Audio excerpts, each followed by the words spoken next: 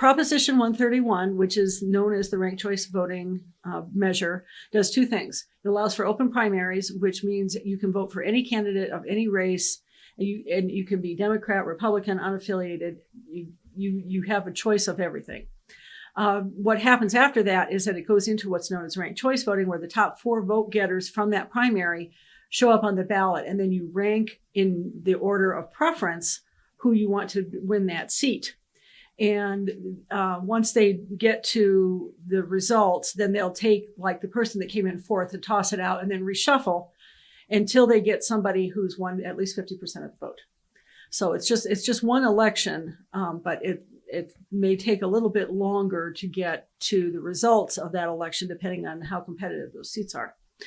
And it's going to apply to almost everything in Colorado except for municipal, county governments, special districts, that kind of thing. It will not apply in those races, but statewide races, governor, legislature, it will apply to that. The spending on this has been really interesting. The opponents of Proposition 131 have not raised a whole lot of money, but they've been very vocal.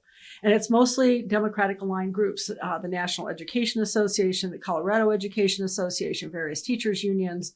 I think the American ACLU is also spent some money on this, but not a whole lot. The big money is on the pro 131 side. You have Kent Thiry, who was the main proponent of this, who has poured in several $1 million of his own money. They've raised over $16 million, and you've seen the ads. They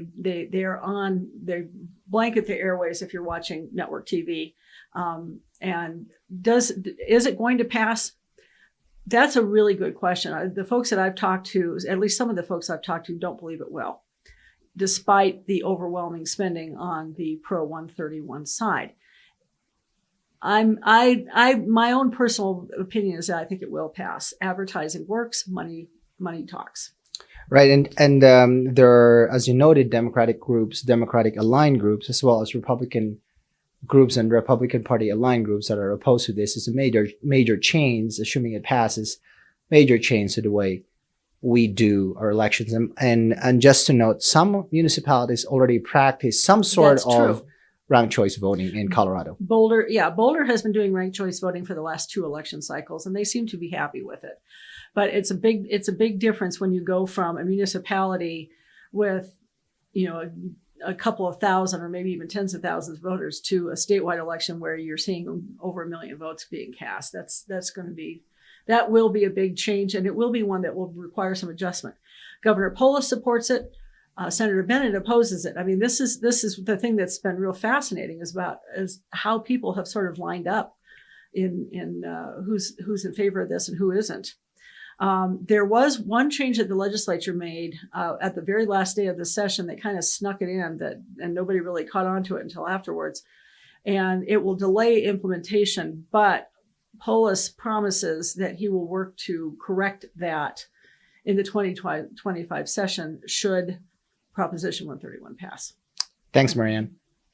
The 2024 election ballot in Colorado this year is long and extensive, with 14 ballot measures, multiple state races, congressional races, as well as your local races in multiple counties. We have a dozen journalists from the Denver Gazette as well as Colorado Politics covering all of these races to bring you the results up to date and to the minute on Tuesday night. Please follow us on denvergazette.com as well as coloradopolitics.com for analysis, results, and all of your election questions.